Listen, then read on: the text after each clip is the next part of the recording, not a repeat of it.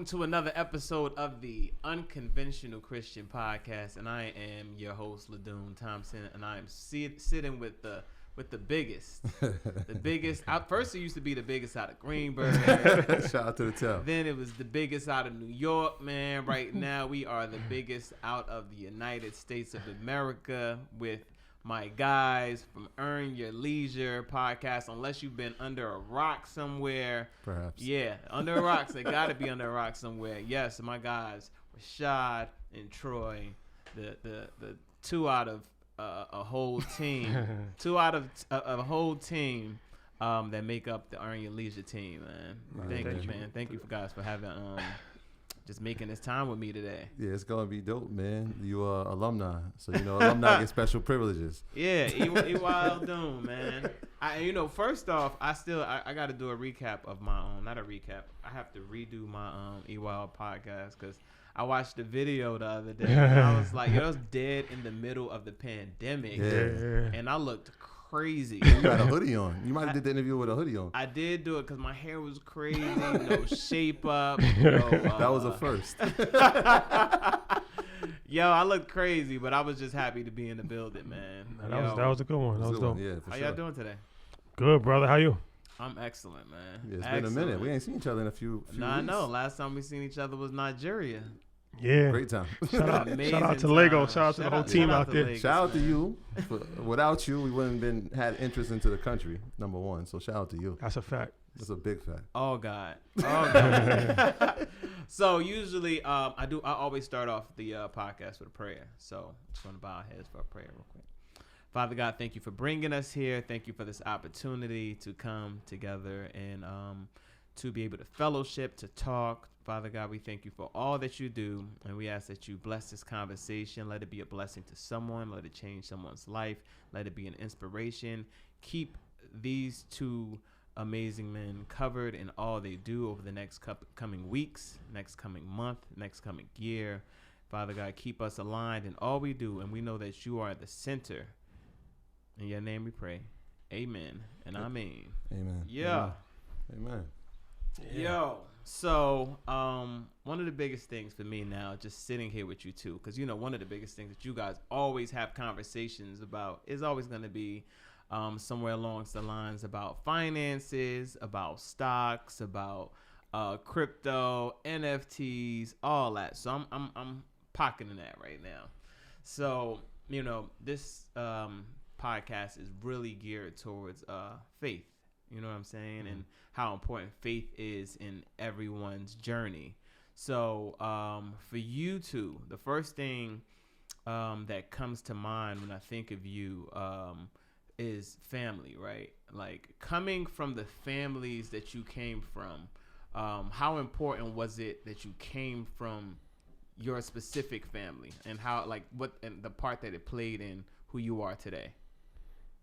I think for me, everything, as far as like how my upbringing, my dad was an entrepreneur his whole life. My mom was an educator. She's a school teacher. Mm-hmm. So, both sides of that as far as the financial literacy, that's like perfect, combination, kind of like our combination, me and Troy. So,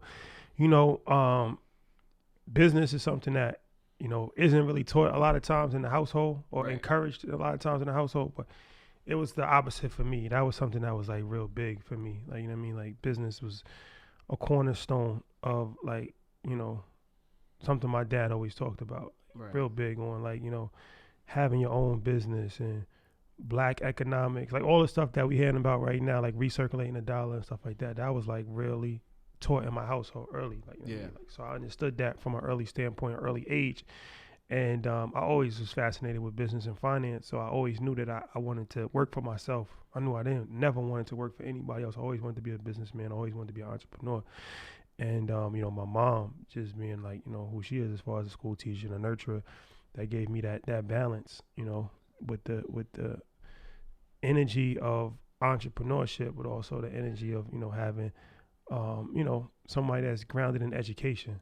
And talking about the importance of education and stuff like that. She's not an entrepreneur. She's never really been, in business, but she always was, good on the education side and family side and taking care of us and, cooking every single night and being a real nurturer. So those elements, carry with me to this day. I think, we really are shaped by our experiences as a young person, as a child. So for me personally, like that kind of, shaped me to who I am today and what I do as far as, the entrepreneurship side, for sure. Yeah. Oh, that's dope. My story is the complete opposite. But I think myself and Shadi have a similar characteristic in that we're the youngest of three. Right. And so we get to watch the trials and tribulations of our older siblings. Yeah. And it kind of inspires us and tells us like, all right, well, we can't do that, but we can do this. And so I got to watch my brothers, fail and succeed and learn from those lessons. And I also had leeway just to be like whatever I wanted to be in a sense, right? Because, my parents are West Indian, so it was like there was that traditional like go to school, get a good education, hopefully you get a scholarship and go to college and you figure everything else out. And so my parents, they didn't come from a financial background. So everything that I had to learn was like self-taught or just, being around my peers and learning on the fly. But I did learn hard work or the ethic of hard work, right? I always tell people my dad worked for 42 years. And if you ask me what he did, I couldn't tell you. But I know he went to work every day, rain, sleet, hell. Like he would never vacation. And so like he's a guy that got 6 weeks and never used any of them. Yeah. Just because he got in that habit of going to work and providing for our family and then coming home and repeat after that. But that also inspired me to say like, all right, well, I know there was things that I went through growing up that he wasn't around because he had to work. And so I was like, yo, there's certain things that when I have children, I want to make sure I'm there for. Right. And so that inspired me in that sense to like, all right, well, how can I get to that space where I have my time to do those things? Right. And so that I am present for all those things that I kind of was like, my parents didn't make it, but I understood why. Right. Let's change the trajectory. How can I make it so that I'm there? And this is the reason why. Dope. No, that's it's such an experience for so many people that I think a lot of kids are deprived of coming up in households with like two parents. You know what I'm saying? And for you guys, when it came to like even your parents instilling the idea of faith in you, right? Like, so you grew up in a Islamic household, right? So growing up, what were some things that like your father or mother instilled in you as far as creating your own relationship with God? I mean, yeah, I grew up in definitely a religious household, but not really a strict household like that, if that makes any sense. But, I was like, my parents, it's different. I think when you convert to a religion, like you hold that religion in a higher regard, like, you know what I'm saying? So it's like both my parents, they converted to Islam in like the 60s, like Nation of Islam originally. Yeah. That was real big at that time. And then, they transitioned into, Orthodox Sunni Muslim. Yeah. But I say that to say, they're very like, they hold their religion in a very high regard because it's like they chose their religion. Mm-hmm. Like, you know what I mean? It's different. Like when you actually, they was born a Christian and they chose that religion. So, that was something that was real big in my household as far as like, them, never smoking, never drinking, ever, fasting during the month of Ramadan and, getting up 5 o'clock in the morning. And, there's a lot of stuff like, as a kid, you don't really like fully understand it. Like, you know what I mean? Right. And it's like, I got to get up. I got to do this, da-da-da-da. But, it's good because I understand, like, all of that discipline and all that stuff is another thing that I still carry with me to this day. Yeah. So, but, for me, my experience is a little different because it's like most of the people, especially black people in America, like, you Christian. Like, you know what I'm saying? So it's like, or like, there's different pockets. Like if you live in Philly, it's different or something like that. Yeah. But growing up, it's like you Muslim and there's probably like 2 kids in the whole entire school that's Muslim. So it's not like you're the majority, you're the minority. Right. You know what I'm saying? So it's like you have no choice but to integrate and make friends. So all my friends is Christian. So, that's the environment that I grew up around. Like, you know what I'm saying? So it's like you have to adapt and you have to learn how other people deal with their different things and, respect other people's beliefs and respect other people's religions. And, so it's like, you go into a party and everybody's eating pepperoni, you don't eat pork. Like, you know what I'm saying? But you understand, you don't judge them for that. That's just, their beliefs are different than your beliefs. Right.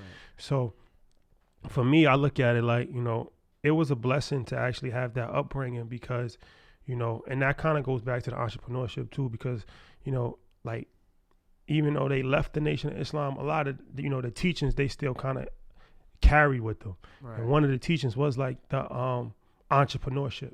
Like, Right. you know, like the Honorable Elijah Muhammad, that's something that he was like real big on. Like he taught them, like that was like part of their training. Right. It's like do for self, and they was like selling bean pies, and they was like having stores and warehouses. Like that was like part of like, especially like the early Nation of Islam, like business was like a core principle of what they, so that's one of the reasons why my dad was always on the entrepreneur wave, and that's something like he used to always carry with him. So, you know, it was an interesting dynamic growing up in you know what I'm saying, in New York, and an area where nobody's Muslim, you Muslim, and but like I said, my parents wasn't really strict. Right. So like, you know, I was like my I have an older brother who was a club promoter at the time.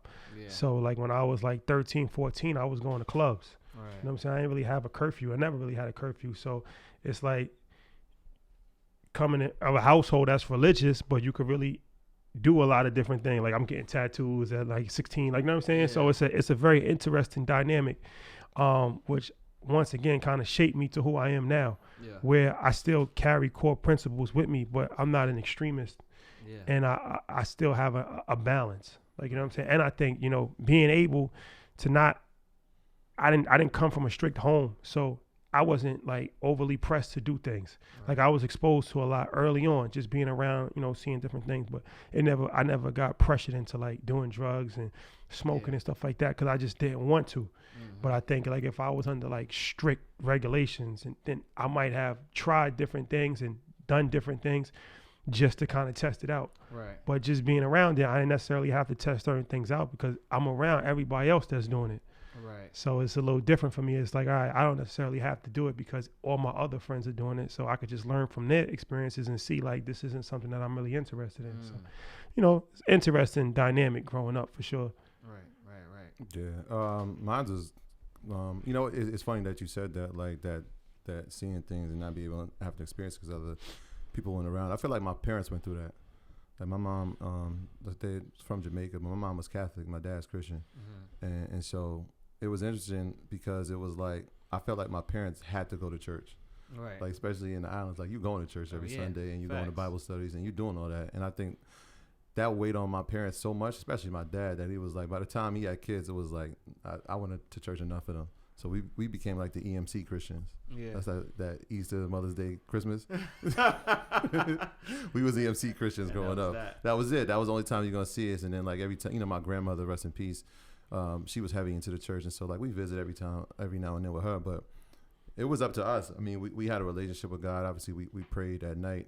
But other than that, it was just like you'll find it your way. And it wasn't until I got back into the church on my own.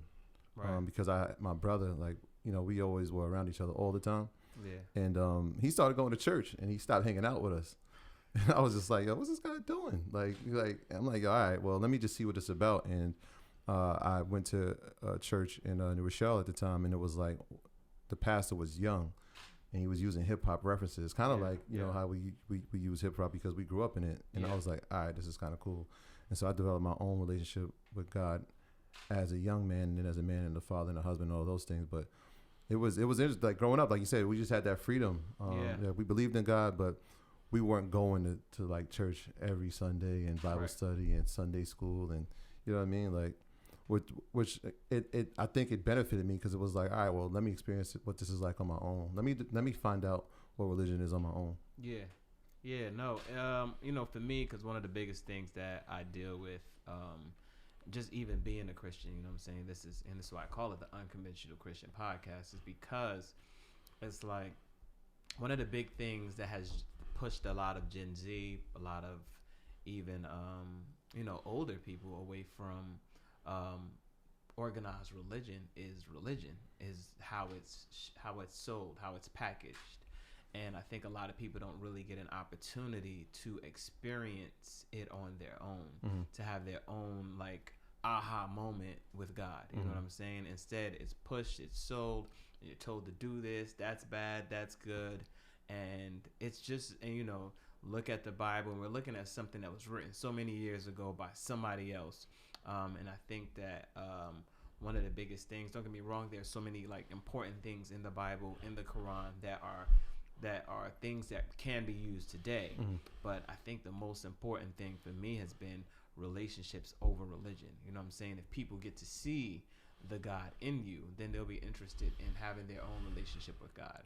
I think for you guys, when was your aha moment when you was like, yo, God is real? I always believed in God my whole life. Like I said, that's just kind of like how I was brought up. Like, you know what I mean? I feel like you believe whatever your parents tell you. And then as you become more educated, you can make decisions for yourself. Right. So, but, you know, like I said, growing up, you know, my whole family really turned Muslim. Some stayed, some different. Like, you know, I come from a real big family. So, like, my mom has 12 brothers and sisters. So, like, mostly all of them at some point in time turned Muslim. Some of them, like I said, a lot of them didn't really stay on the path. Yeah. But even if you didn't stay on the path, you still kind of had some level of, you know what I mean, remnants of it. Like their names, like a lot of them have like Arabic names. My cousins have like Arabic names, and nobody eats pork, and, you know, just real into like African tradition and stuff like that. So it was always kind of like around me. And, you know, just going to like, you know, different things at an early age and being taught, you know, like Quranic lessons at an early age, you know, really kind of gives you no choice, I don't think, to, you know, believe in it. Like, you know what I'm saying? If you get older, then you might start to stray away. But I always believed in God just from a young age, and nothing really happened to change my mind. I guess the only way that you would stop believing is if like you have an experience or you have some level of education where it's like, all right, this changed me. As I became more educated, like even in college, I took a class on religions. And, you know, I actually like got like a straight A's in the class without even studying, because I was studying religion like for a long time. Like I was always interested in religion. I used to watch like documentaries on the History Channel about religion and stuff like that. So I always knew about like Christianity and Judaism and Hinduism and Buddhism. So I always believed in God. I always believed like there's one God. Like that's just my belief. Like there's one God, and, you know, you can call him whatever you want to call him, but there's only one God. So, you know, I always believed in it. It always made sense to me. And like, even when I started to study different religions, like Islam really just made the most sense to me, because it was like, it's a real easy to understand situation. Like, you know what I'm saying? It's just one entity. It's not a man. It's not a picture of nobody. It's just one entity. And this is the creator. And this is who we pray to, like, you know what I mean? And then it's like the tenets of it is pretty much the tenets of every religion, like do good, you know, give charity, you know, feed the homeless. All of these things is like, you know, it's not anything that is not asking you to do anything that's detrimental. You know what I mean? So I felt like that once I had a deeper education on that, I just, you know, I was just fortunate enough to be on a religious path early on, and nothing ever actually took me off of it. Yeah, I agree. I think like God's something that we've always believed in, especially in my family. Like my mom likes to tell the story how she played baby Jesus in her Christmas play, and like she's lived this life. Like, you know, I never heard her curse, never seen her drink, never seen her smoke. Like we grew up with those principles, but we believed in God. I think as a man though, coming into a relationship, my own relationship, going through like marriage counseling inside the church and taking on different roles in the church, and it was like, all right. But I think the aha moment, like, yo, God is serious, like this is real, is when my wife now was pregnant with my daughter, and she was due in June, but went into labor in January, and so like I remember sitting on it like, wait, what do you mean she's about to be born right now? Like my daughter's about to be born January 27th, she's due June 27th. 6 months later. And went on to bed rest, and literally that whole process of being like just nurturing her, making sure she's good, make sure she's gonna make it to her due date. That whole process, and to see her actually being born, it was like, wow, like look at God. Like I remember like there's a picture, I'm just like in like complete awe of this, like how like 6 months, like you tried to like come to life, and we were able to keep her healthy for another 6 before she was actually born. Wow. So it was like, that was like the look at God moment for me. Yeah, it was crazy. Nah, that's dope, man. And I think that a lot of people have to have their own moment. You know what I'm saying? Like, and that's the thing. I think a lot of people don't get an opportunity to have that moment, because sometimes religion will press it on you. Like, this is that way, and you're, and some people, what happens is life be lifing. That's what happens. Life be lifing, and it's, for me, it's always going to be the thing that catapults you into your relationship with God is when life begins to life. Mm-hmm. That's when you get to pick an opportunity to say, have a conversation with God and really like be consistent with that. Now, for you guys are always on the run, always on the move. What's your prayer life like? You know what I'm saying? Like, yeah, I mean, it's like, for me, in my religion, you're supposed to pray 5 times a day. Yeah. So, that's kind of difficult. Well, I ain't even gonna make an excuse. It's not really difficult. If you prioritize, you can do anything. So, but I try to pray. I always definitely try to pray at least twice, like the morning, especially when I'm home, like the morning prayer, at night prayer. Sometimes in the afternoons, I might not be able to catch it, but being Muslim is different because it's a lot more requirements, what I'm saying, than most religions. Like most people, they pray like maybe once a day, or they might just pray like once a month or something. It's not really like a set. I don't know, you correct me if I'm wrong, but like in Christianity, it's not like you have to pray. You don't have to pray. No. But like that's one of the tenets of the religion. Like you have to pray 5 times a day. Right. Like, you know what I'm saying? So, but I mean, it's done for a reason, because it's like if you're praying 5 times a day, like you constantly thinking about God. right. It doesn't really give you an option to really stray off of that, right? Right. And it's like, so yeah, being on the road and just being in life in general, I feel like this world that we live in, it takes you off of religious paths. It takes you off of thinking about God, because you got to provide for your family. You got to work, and it's entertainment, and there's so many different things that take your mind and take your time off of it. So, that's something that, I think we all try to strive to be a better person. But your question about prayer, for me, that's kind of my answer. I try to at least do the morning, and then, sometimes I do more, but definitely that's like, try to at least do that for sure. Yeah, it's the first thing I do when I wake up. It's the first thing I do, and the last thing I do before I go to sleep. Right. Just because I just grew up with that mentality, like every moment that you have here is a blessing. Yeah. And so, I want to be thankful and observant of that every day, right? Because there's no guarantee I wake up. You know what I'm saying? So I just want to, give thanks for that every single day. And something like I try to tell my kids, you know what I'm saying? So it's like, it's interesting to watch them and just like, all right, daddy, whatever.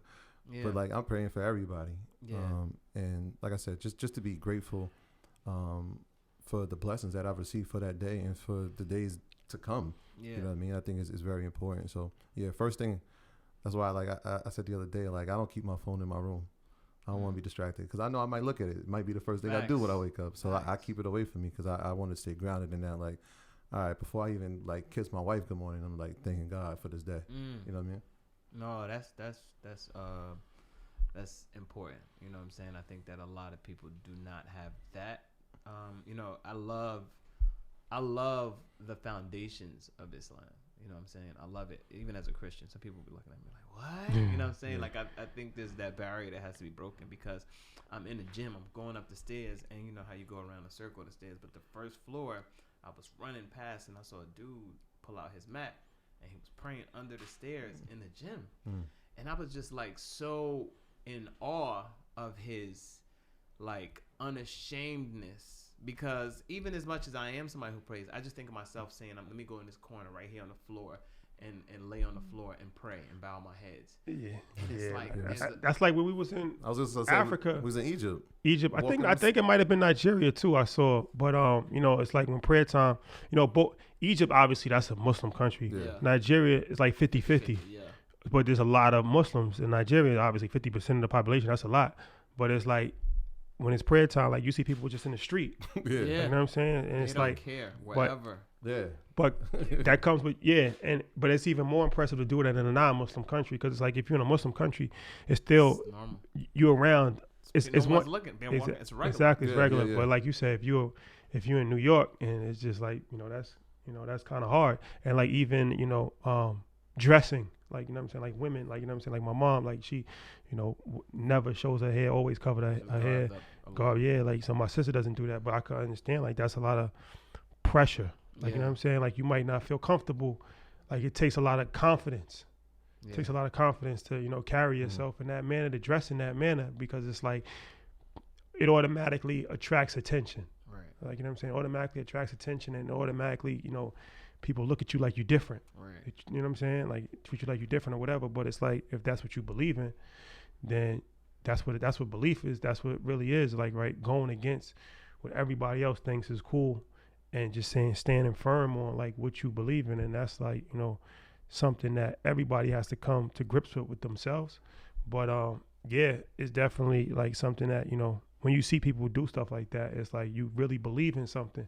And no matter what you believe in, it's always impressive when you see somebody that has that much conviction and not ashamed to just show like, this is what I believe in, and this is what I do. You know, it's different level to observe it. Like walking on the sidewalk in Egypt. Yeah, I remember we was walking, and like this girl walked in the street, got hit by a car. Like the car tapped her. Nobody moved. Like it was like, yo, we'll get to that. Yeah, right traffic. Now, the traffic is crazy. But it was crazy. just like, yo, we're praying right now, and everybody gets their mats, and they're praying to the east. And I'm like, yo, this is like, I'm glad to witness this. Like this level of discipline is like, you don't see this. Yeah. You know what I mean? So that's why I said traveling is dope, but traveling and seeing other people's religions, other people's ways of life is pretty dope too. Yeah, and I was so inspired, and even in this conversation, I feel like I'm renewed inspired to get to a space of such unashamedness in your ability to pray. You know what I'm saying? Because sometimes we kind of just be like, I don't want to seem weird praying. Yeah. It's just, but it's not because it's weird. But we're still in a space where it's gratitude. You know what I'm saying? Every moment we have an opportunity to be thankful. Be thankful. You know what I'm saying? I mean, it even bigger than prayer. It's like, yo, I remember like for years it'd be like, yo, what's Troy at on Sunday? He going to church.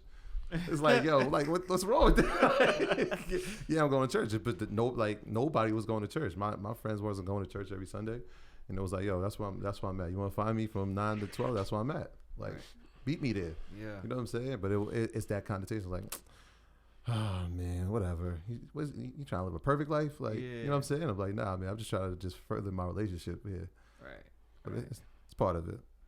Now, for you guys now, both fathers, you know what I'm saying? Like, fatherhood, man. That journey into fatherhood, just being able to instill some of the things that you've learned alongs the way into your children. Because your son's name is Nas, right? Yeah. So how has the journey been as far as like raising your children, you know what I'm saying, and pouring into them and seeing that beautiful journey come to fruition? Just from like an all-around standpoint or like a religious standpoint? All-around standpoint.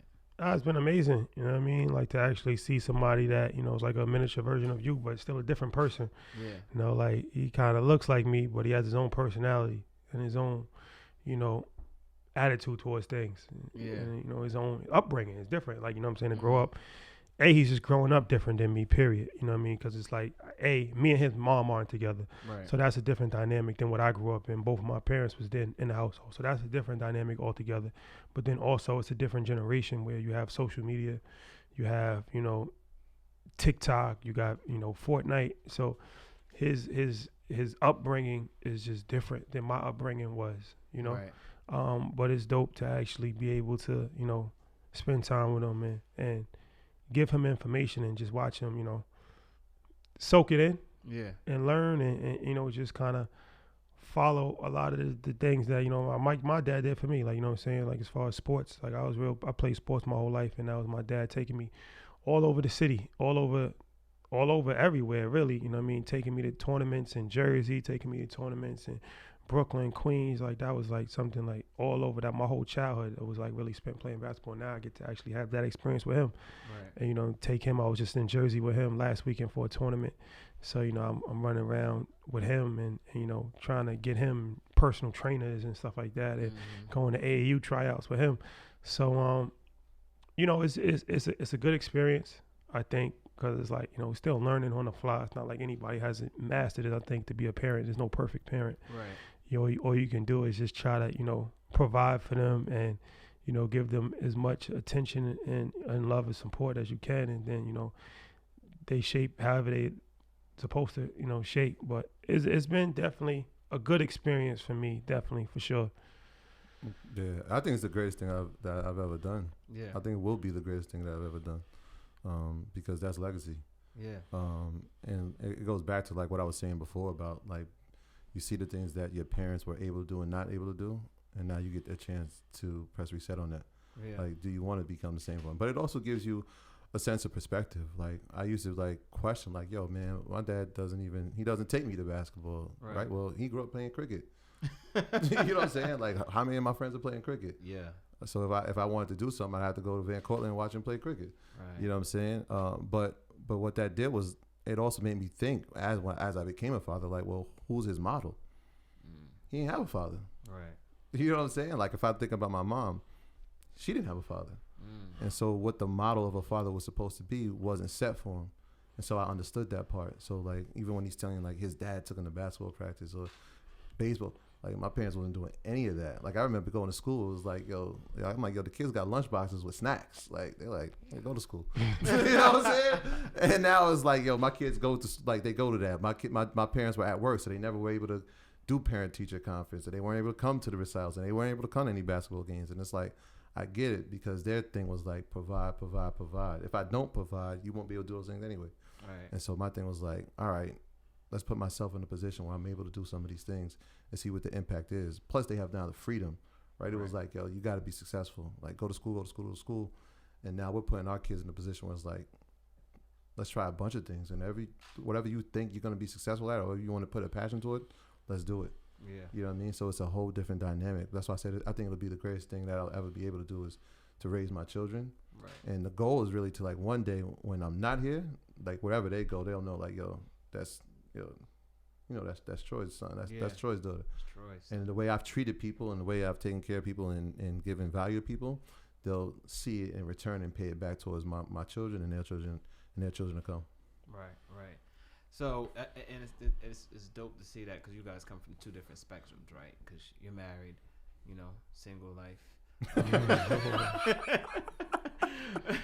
But I want this question because, just as black men and growing up and seeing so many different people go through different struggles when it comes to raising children, how important is it when it comes to picking the person that you have children with? It's vitally important. I mean, I speak from my standpoint. It's vitally important because this is now an extension of you, right? Like two become one. That's the code of marriage, right? Yeah. And so it's important. If you're not evenly yoked, it's going to be tough to live in marriage, and on top of that, be parents inside of a marriage. That's a whole different dynamic, right? Because you have to have time for this person, but you also have to have time for the people that you've now created, and you have to have time for your career or your purpose inside. And so a lot of times we forget what got us here, which was the union at first. Right. And so working on that, and I say work, but a lot of people are like, yeah, it's a job, but it really doesn't become one, right? Like that's why, like when people say quote unquote soulmates, or you find like your best friend in life, like that, your life partner. Yeah. It's like, this is the person that I want to go on this journey with. Right. So that's very important. A lot of people are not thinking like that. Like they're like, yo, she's bad. Yeah. You know what I'm saying? Like she looked good. We'll figure this out. But those key components will have a long lasting effect on how long the relationship could last. And maybe it doesn't last forever, but it can last for a good time. And you can have solid effects of that on your children long term as well. Right. Yeah, I think it's definitely extremely important. Life happens, so you sometimes in life, you could try to plan for the best, but it still doesn't work out.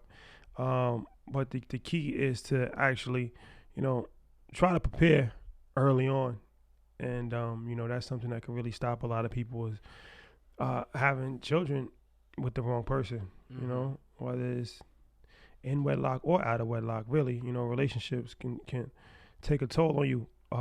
Mentally, emotionally, financially. That's a big, especially for men, like, child support. This is something that, a lot of men struggle with, like, working a job and trying to do what they can do, but then they got to pay child support. And then you got 2 kids. Now that's like half of your paycheck gone. And then so it's like you never really get a chance to really get over the hurdle. And then it's like you fall back, and then they could take your license, or you could even go to jail. So much. So it's, it's a real issue, especially for black men, to really consider black men and women, but I mean, we all men, so we having the conversation as men, like, you know, just be prepared to have a child first before you have a child. Be prepared as much as you possibly can, because you're never going to be fully prepared, but try to be prepared and, you know, really understand that, you know, the person that you're having a child with, it's like a lifelong commitment. Even if you're not with her, you still got to, you know, have a relationship with her for the rest of your life. So understand that and you know, go through that process very wisely and not just, you know. Pick the right one or pick the kitties up. Yeah, so it's interesting because, you know, when I speak to Spec and we talk about this, and this may be people may have different opinions on this. Is there a balance when it comes to family life and your business life? Is there a balance?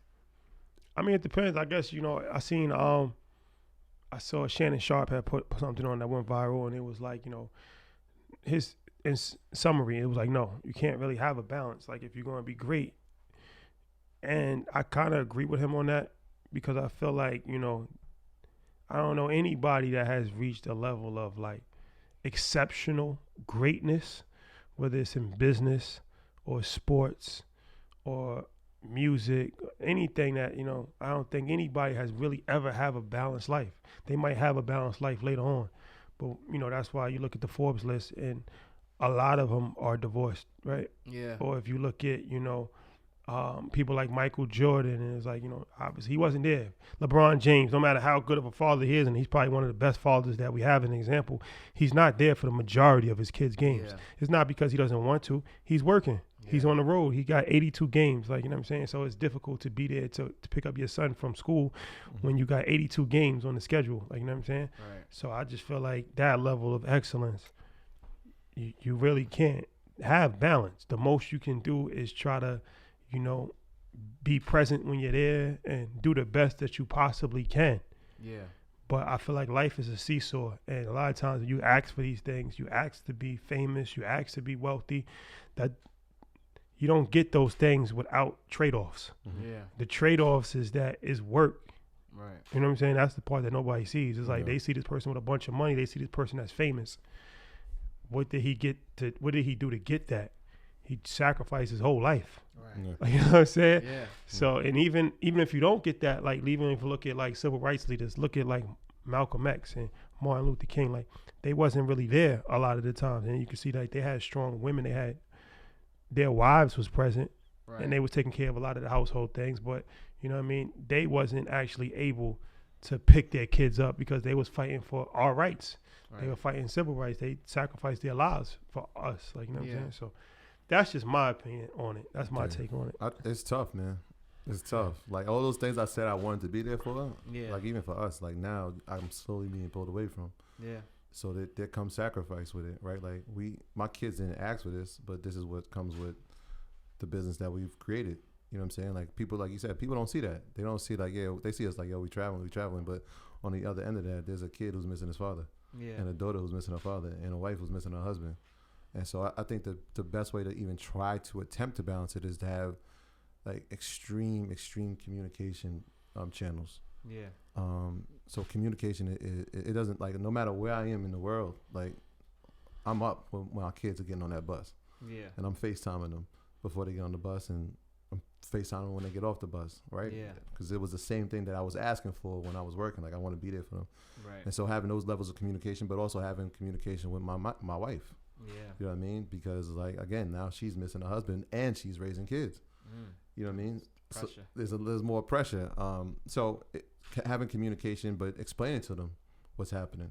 Yeah. Right? They grew up with their dad really just coming home from being a teacher and being able to check their homework, and hopefully got to go get mommy from the train station, and then we have dinner and then bathe and go back, and next day we do the same thing. Yeah. And now it's like, Daddy, where you going? How long you gonna be there? Yeah.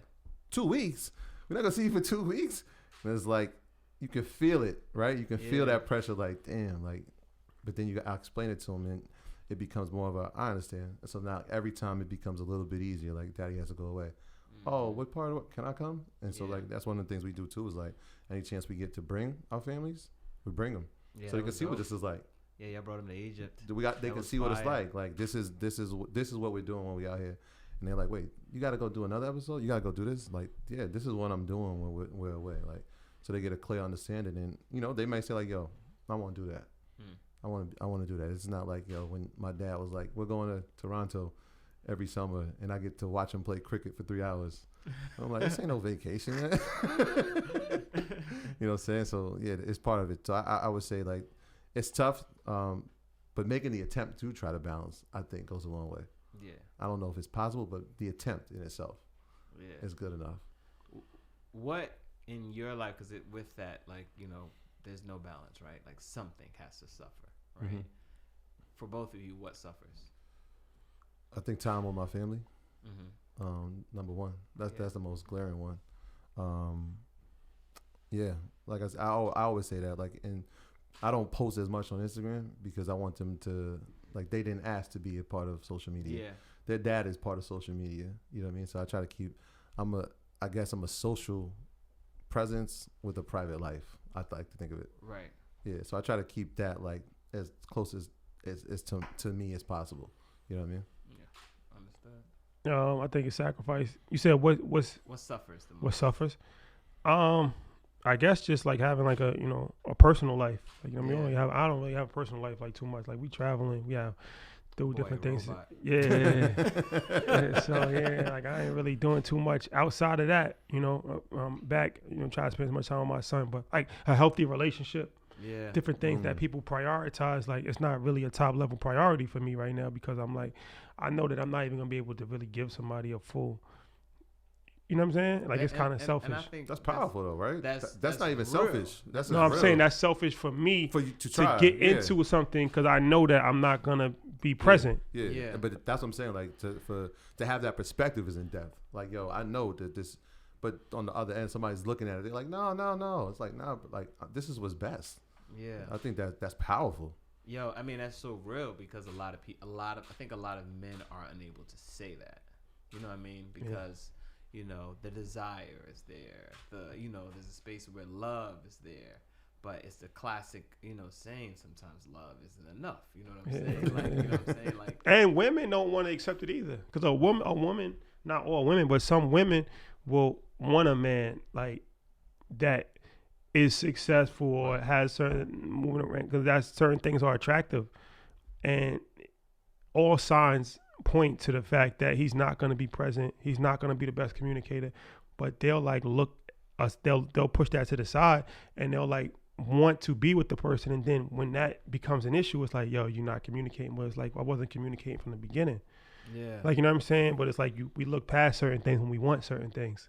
So it's like, that's a difficult dynamic for, you know, a relationship when it's like, if you want to be with somebody that you know you really is not the best person to be with, but because of other factors, you kind of say like, this is the best person to be with, and it doesn't work out, like, you know what I'm saying? So it's like where the right person for you might be right next to you, but you're looking past them because they don't have the other things that another person might have. You should play like Soon You'll Understand as he's saying this. Like,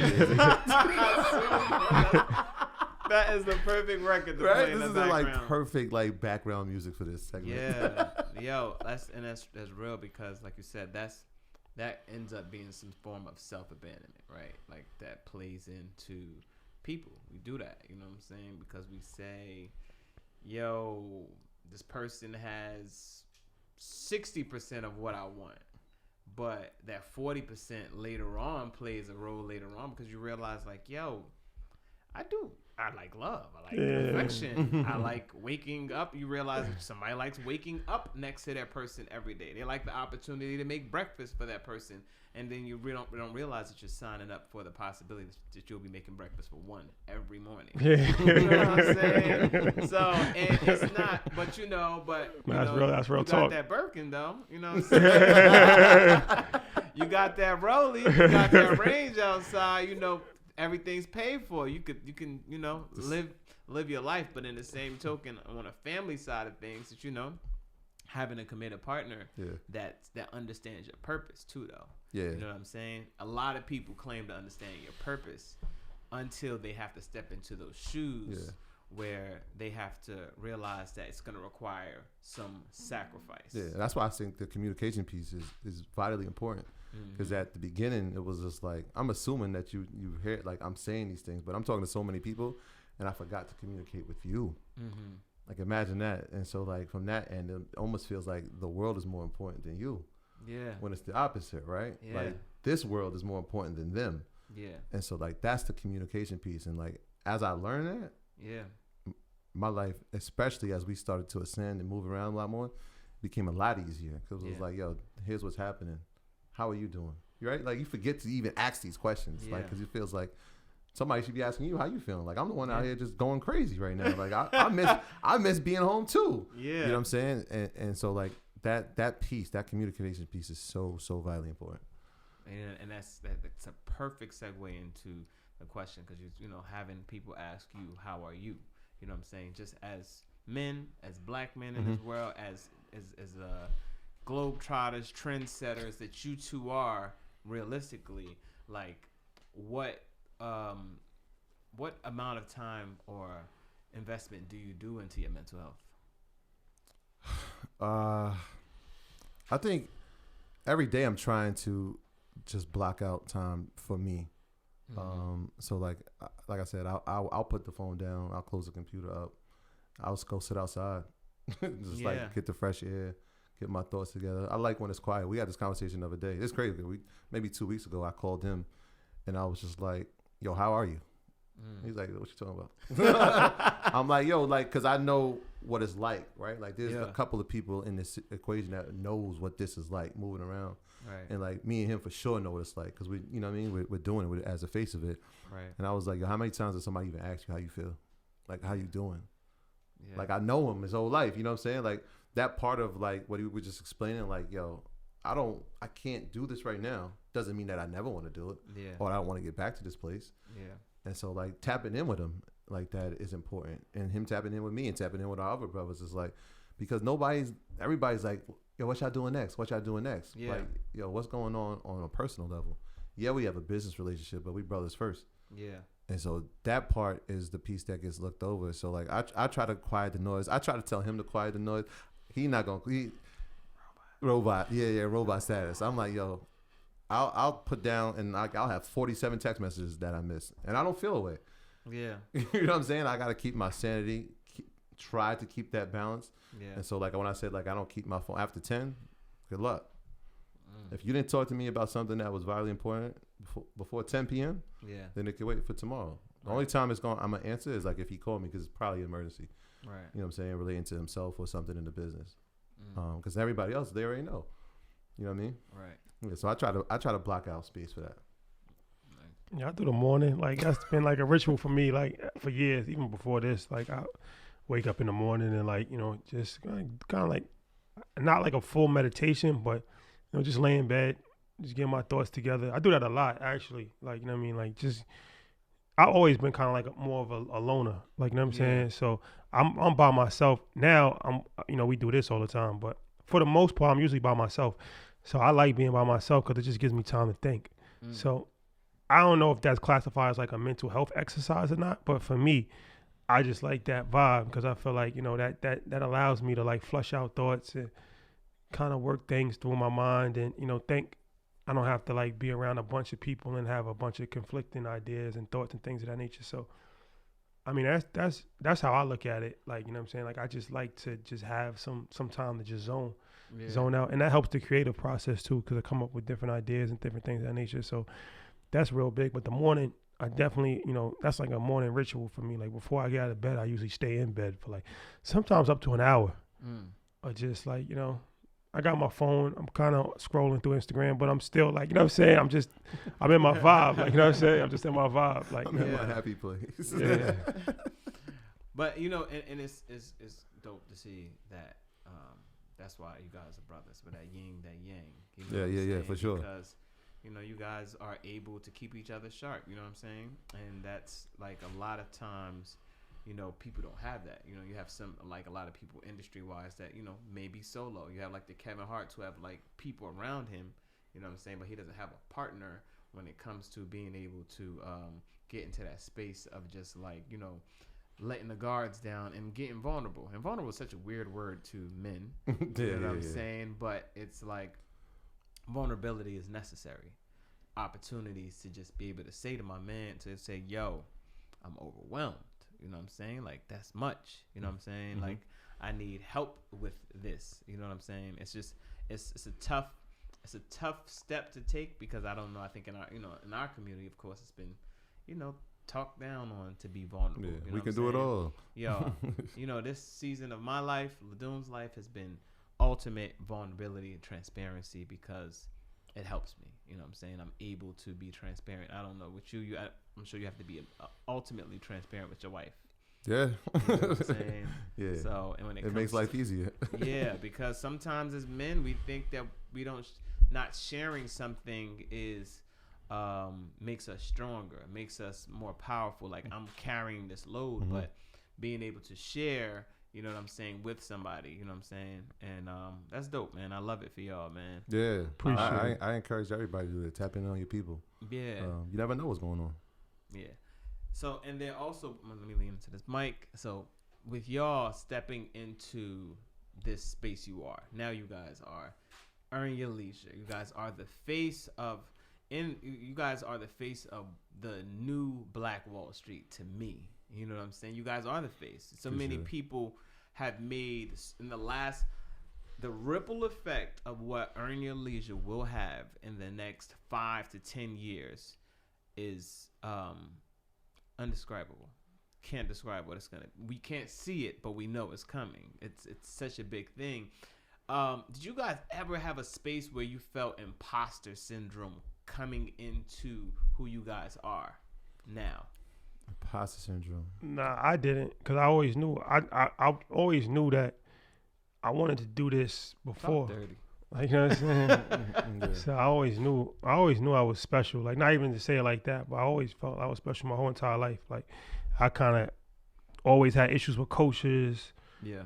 I always, like, you know what I'm saying? Because some people look at it like you arrogant, but I just knew that I was just a different person. Yeah. So even with the social media thing, what we're doing now, like, I had the plan before we had the idea of Earn Your Leisure. I'm like, I wanted to be an individual financial superstar on the internet. I want to write books. I was telling people, I want to write books. I want to, because I saw there was an avenue for it, and I knew I could do it.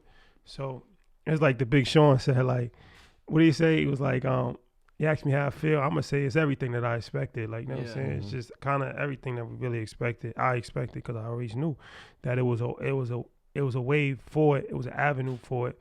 And you never really know how it's going to happen or when it's going to happen.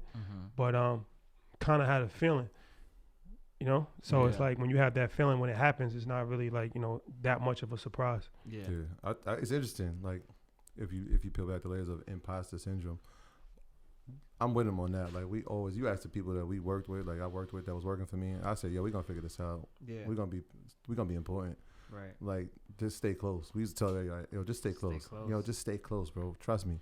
It's going to work. I don't know what it's going to be. We had a few other businesses that didn't work, but just stay close. We're going to figure this thing out. So like, we knew something was going to happen. We just didn't know what. And in the sense of imposter, not really. Because the illest part is that we just get to be ourselves every day. Right. Like, that's the illest part. Like, we really just get to be ourselves. So the people that know us and grew up around us and have come to know us over the past few years, they're like, this is who we are consistently, whether the camera's on or a mic's on or not. We could be in the barbershop right now doing the same conversation. We could be on Wall Street having the same conversation. So that authenticity is something that we didn't have to come up with. There have been times in, I guess, learning, there's like self-doubt, not really imposter, right? Because I come from an education background. He comes from a financial background, right? So like, I have to learn that world, but I don't have to learn this one. I know how to teach. I've been doing that my whole life. I've been working with kids since I was 15 years old. And so like, learning that and like, yo, do I know enough? But what that does is it channels something else inside. It's like, oh, I don't know that?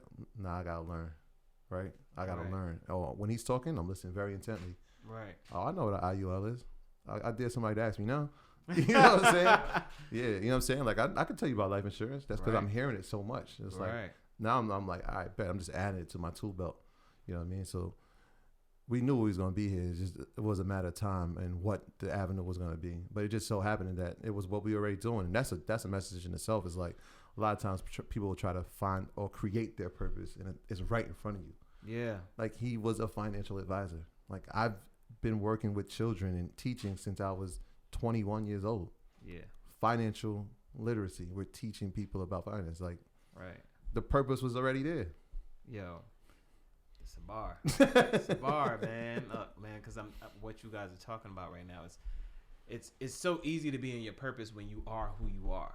You know what I'm saying? You're not being somebody else. There's so many people struggling in the industry and all these businesses because they are pretending to be somebody, or they're trying to be somebody other than themselves, so they don't even last. They don't make it to the final lap, man. You know, it's the marathon, man. They don't get an opportunity to make it to that final lap because they've never been who they authentically were the entire time. Yeah. You know what I'm saying? So you're now coming into who you are as far as earning your leisure. If you had to give advice to someone who's stepping into this lane, who wants to get into financial literacy, who wants to step into podcasts, what's some advice that you would give to your younger self now?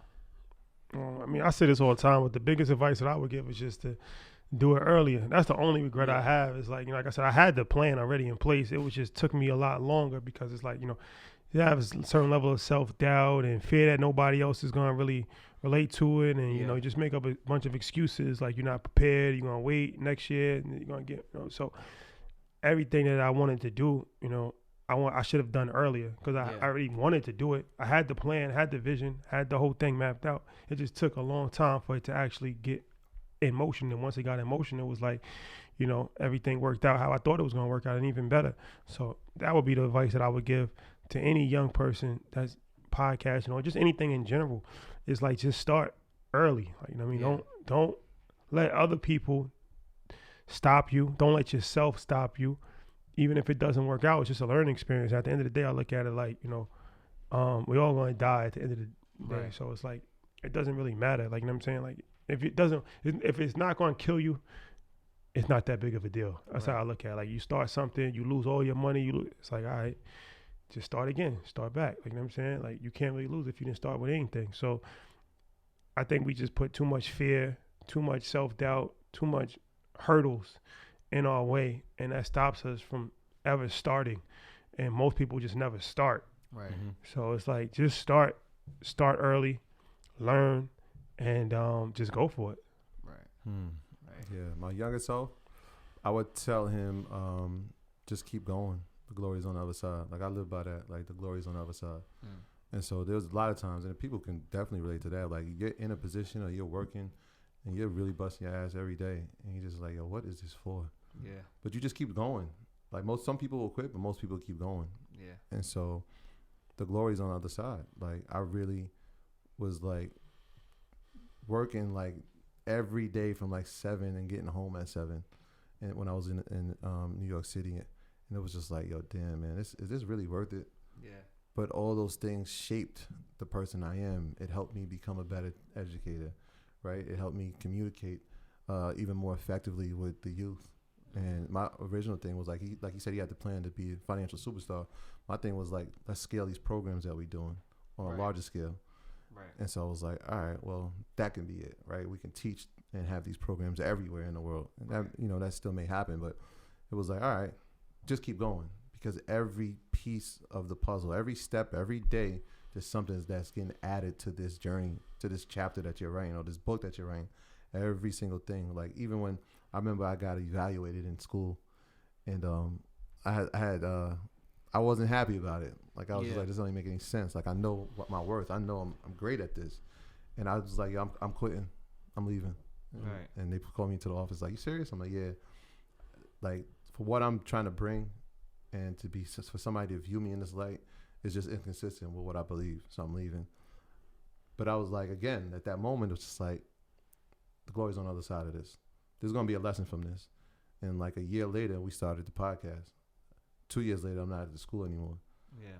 The glory's on the other side. You know what I'm saying?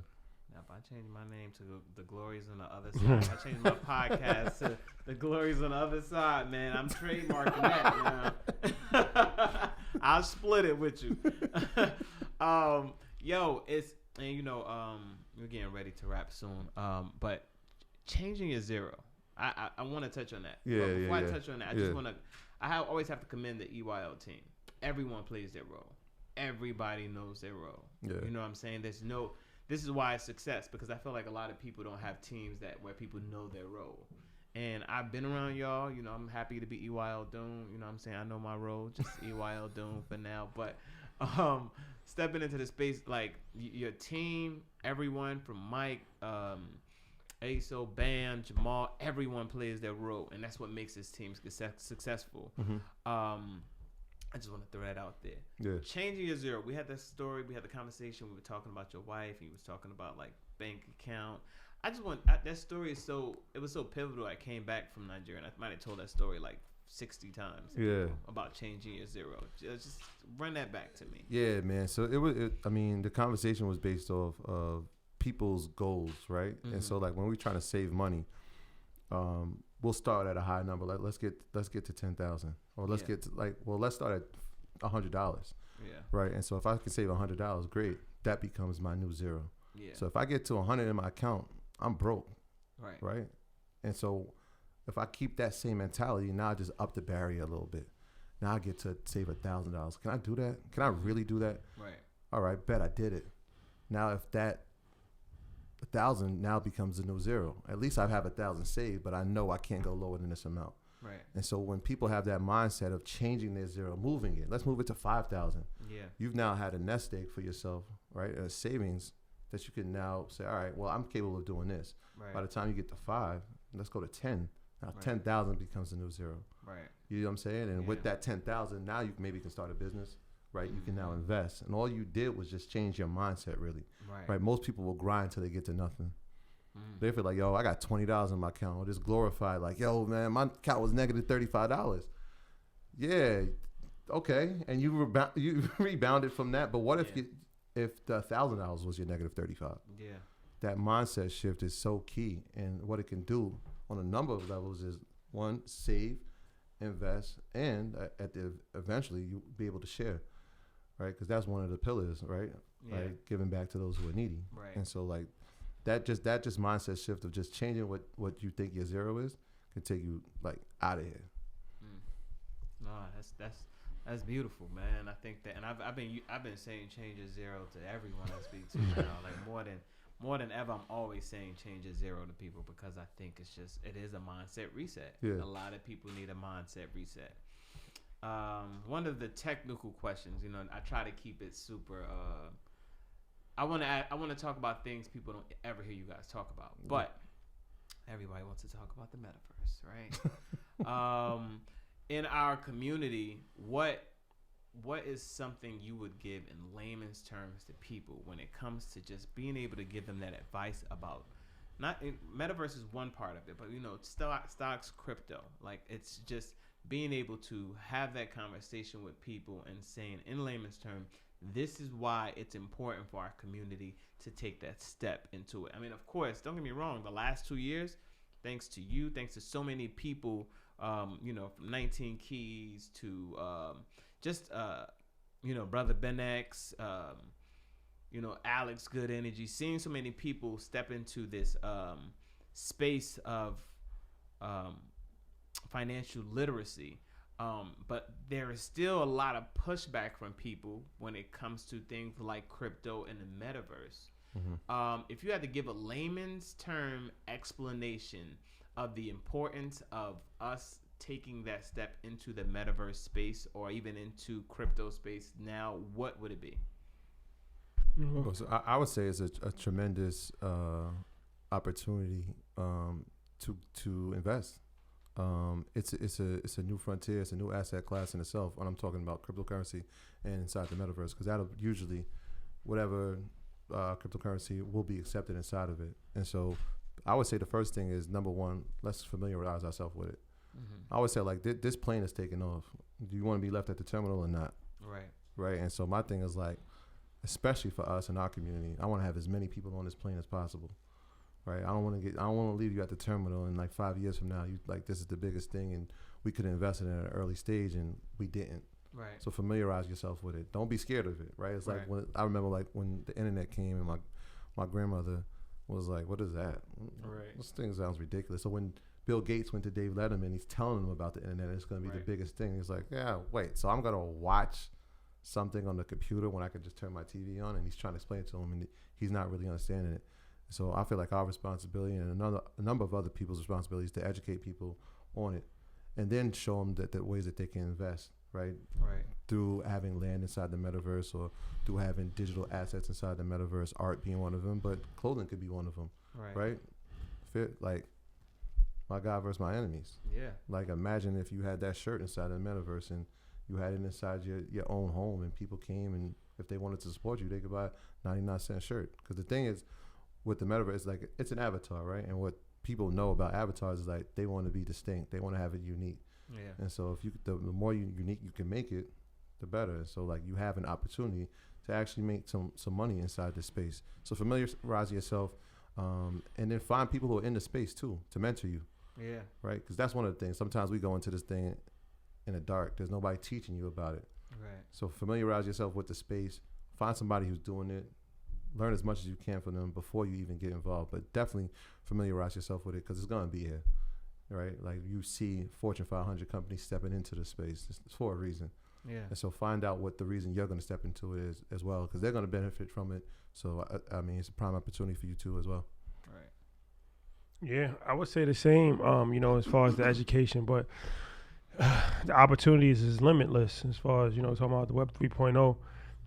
We don't know what the future's going to hold, but it looks like this is where we're headed. Right. So, it's important to be educated on, NFTs, and understanding, like, especially with the NFT conversation, that it's more than just digital art. A lot of it can be tied to real tangible assets. Like Nas just, gave up ownership of two of his songs through NFT purchases. So it's like anybody that purchased the NFTs, now they have royalty rights to two of his songs. So that's a dope way to go about it. And we've seen other stuff where NFTs are attached to physical experiences like tours and like in-person meet and greets and things of that nature. So it's like you can be very creative with the blockchain.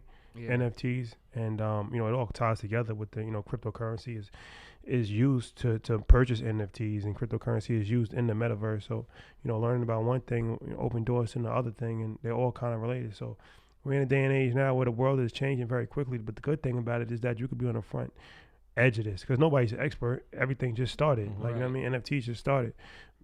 People just talking about metaverse just now. So it's like you can't go to, even if you wanted to get a degree in NFTs, you can't. Like, So it's like this is the only way you're going to learn is through online education. Yeah. There's no really alternative. So that means there's a level playing field, right? I mean, of course, if you have relationships, then that's going to change the situation. You can learn from somebody that, nobody else can learn from. But other than that, it's pretty much a level playing field. So educate yourself, see how you can actually benefit from it, and, take it from there. All right, now usually with the podcast we do these rapids to wrap up the conversation. So let me just go through these. So number one, and we can go quickly. Favorite episode of EYL so far? What's your favorite? I have a few, but episode 11. With Derek Falcon, that was a restaurant owner. Then episode 23, my man Chris Gotti, that was a dope one for me too. So those are probably two of my favorites. Right. 11 changed the game. Falcon, shout out to our brother, Homemade, the restaurant. Make sure y'all patron there. And 44, Wall Street Trapper was dope. It was ill because I was listening to his story before he came. And then I got to ask him about his story. And then the next night I saw him just randomly. And I was like, yo, we got a classic episode. He was like, for real? I'm like, yeah, bro, we got a classic. And the rest is history. Yeah. I know, like, for a fact that we wasn't allowed to use my podcast. Yeah. We were excluding yours, of course. Like, top tier. Yeah, excluding his. Number 2. No, but yours was dope, though. Yeah. Especially the social media clips went crazy. Yeah, definitely. Good information. A lot of good information in there. I mean, we got the name EYL Doom for a reason, bro. You know the vibe. Yo, Nas or Nip? I mean, Nas my favorite of all time, so I gotta go Nas. Nas. Burna Boy or David O? I mean, David O, that's the bro. That's so, the fam, not David. Gotta go with Dave. That's a fact. Yo, shout out to the Naja boy himself. Greenberg Snapple fact right here. Yeah, let's do it. You going to Kitty Land to play ball, or you going to the center to play? Well, Troy ain't really play ball like Yeah, that, so that's ain't crazy play that you did your research on that. But that's actually crazy that you said that. But for me, I played probably more at the center. More at the center, yeah. I worked more at the center. You said you worked more at the center? Yeah. A lot of years put in there. This was, you know. Come on, some more Greenberg. What we got? Oh, some more Greenberg. I got you. So, there's one more Greenberg. That's it. Actually, Falcons or Tigers? Come on, stop it. Stop it. Are you kidding me? Are you kidding me? We are Falcons, man. Falcons fly high. I don't know no Tigers. I don't know no Tigers. Yo, I need that rapid. Trump or Biden? Nah, man. I voted for Biden. I didn't vote for Trump, so yeah, I had to go with Biden. I voted for Biden. Yeah, independent. Air Force or Stan Smiths? I never had a pair of Stan Smiths, but I do respect the Stan Smiths. But I never had a pair, so I gotta go with Air Forces. Air Force might be in the classified area of greatest shoe of all time. So many people wear them. Yeah, I'll go with that. I love Stan Smith though. Yeah. I'm more the Rod Laver though. If I see y'all with the black Air Force, I know somebody getting. It's ghost town. The what? I see with the black Air Forces. Yeah, you can't wear those no more. I just got the black Air Forces. Oh yeah, that's a fact. Okay. Yeah, like that's the whole thing. What? That's the whole thing. Like there's somebody about to get killed. On you got black power Air Forces on? No, period. Like somebody stomping somebody out. That's why you put those on. But where did that come from? The hood.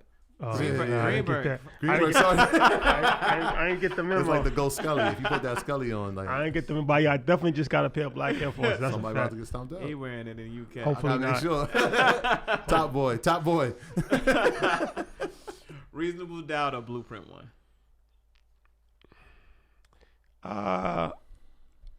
Tough. I mean, for me, Reasonable Doubt played a bigger part in my life than Blueprint did.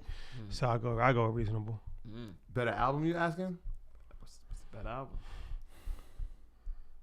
Reasonable Doubt's a better album.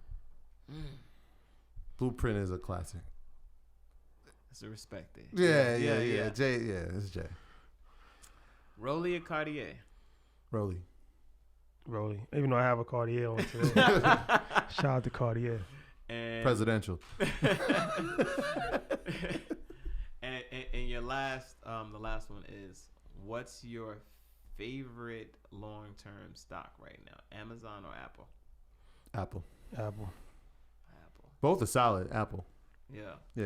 That would be it. So let me just ask this one question, because I know a lot of people who watch the podcast may or may not be into stocks right now. If you wanted to advise somebody on it, it would be Apple.